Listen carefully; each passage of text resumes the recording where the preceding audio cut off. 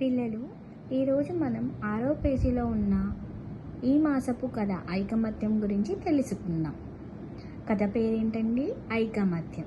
అసలు ఐకమత్యం అంటే అర్థం ఏమిటి? ఐకమత్యం అంటే కలిసిమెలిసి ఉండటం. అర్థమైందా? కథలోకి వెళ్దాం. రామాపురం అనే గ్రామంలో ఒక రైతు ఉండేవాడు. రామాపురం అనే గ్రామంలో ఎవరుండేవాళ్ళండి? ఒక రైతు ఉండేవాడు. అతనికి 3 కొడుకులు. అతనికి ఎంతమంది కొడుకులు? 3 కొడుకులు. వారు చిన్నప్పుడు కలిసిమెలిసి పెరిగారు.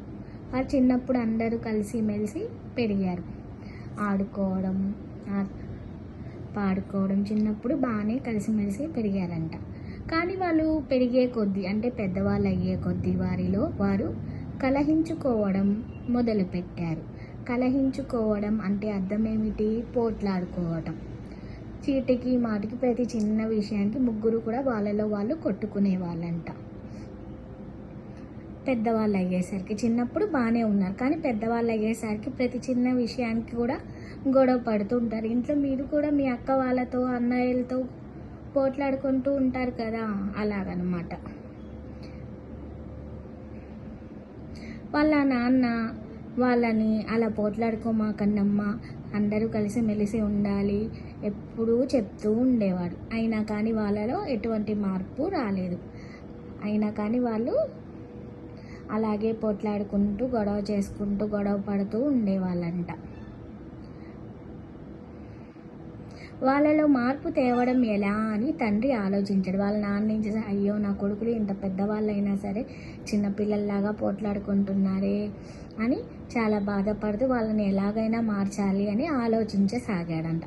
ఒకరోజు వాళ్ళతో కొన్ని పుల్లలు తెప్పించి, అలా ఆలోచించి ఒకరోజు వాళ్ళ నాన్న ఏం చేశాడు? ఆ 3 కొడుకుల్ని తన దగ్గరకు పిలిచి, అరే మీరందరూ వెళ్ళి కొన్ని పుల్లలు తీసుకురండి అని చెప్పాడంట. 3 కొడుకులు సరే అని వెళ్ళి కొన్ని పుల్లలు తెచ్చారు. వాటిని కలిపి మీరు తెచ్చిన 3 తెచ్చినటువంటి పుల్లల్ని కలిపి ఒక కట్టగా కట్టమని చెప్పాడంట. ఎవరు చెప్పారండి ఈ మాటలు? వాళ్ళ నాన్న చెప్పాడు. ఎవరితో చెప్పాడు? 3 కొడుకులతో చెప్పాడు. ఫస్ట్ మొదటి కొడుకుని పిలిచాడు. అరే పెద్దోడా ఇట్రా అని పిలిచాడట. ఎవరు పిలిచారు? వాళ్ళ నాన్న. పిలిచి ఈ పుల్లల కట్టను విరవమన్నాడు. ఏమన్నాడండి? అరే ఈ పుల్లల కట్టను విరవమన్నాడు. విరవడం అంటే తుంచడం.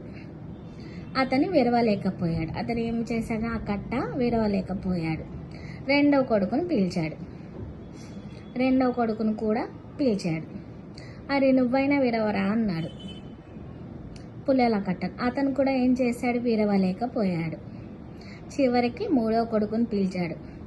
పుల్లల కట్టని విరవమన్నాడు. 3వ కొడుకు కూడా చెప్పాడు, నువ్వైనా కనీసం విరగొట్టరా అని. 3వ కొడుకు కూడా ఆ కట్టను విరవలేకపోయాడు. పుల్లల కట్టను విరవడం అతని వల్ల కూడా కాలేదు. తండ్రి 3 కొడుకులను అప్పుడు వాళ్ళ నాన్న ఏం చేశాడు? సరే మీరు 3 రండి, నా దగ్గరికి రండి అని పిలిచాడు. పిలిచి ఆ పుల్లల కట్టను విప్పి విడివిడిగా ఒక్కొక్క పుల్లను విరచమని చెప్పాడు. ఆ కట్టి ఉన్నటువంటి పుల్లల కట్టని విప్పతీశాడు. విప్పతీసి ఒక్కొక్క కొడుక్కి ఒక్కొక్క పుల్లనిచ్చి ఇప్పుడు విరగొట్టమన్నాడు.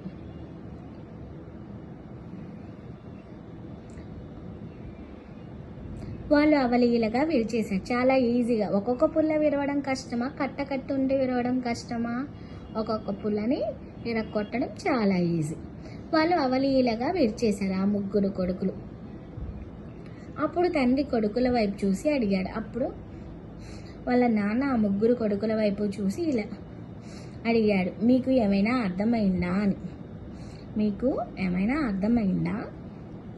అప్పుడు వాళ్ళు ఇలా సమాధానం చెప్పారు. ఏం నాన్న, కలిసి ఉంటే మమ్మల్ని ఎవరు ఏమీ చేయలేరు. నాన్న, మేము 3 కలిసి ఉంటే ఎవరు ఏమీ చేయలేరు మమ్మల్ని. విడిపోతే మేము బలహీనులమైపోతాము నాన్న. ఇక కలిసి ఉంటాం, ఎప్పుడూ కలహించం అన్నారు కొడుకులు. ఇక మీదట మేము ఎప్పుడూ పోట్లాడుకోము, 3 కలిసి మెలిసి ఉంటాం, మమ్మల్ని క్షమించండి నాన్న అన్నారు కొడుకులు. ఆ మాటలు విని తండ్రి చాలా సంతృప్తి చెందాడు. చాలా సంతోషం వేసిందంట వాళ్ళ నాన్నకి. నీతి ఏంటండి? ఐకమత్యమే మహాబలం.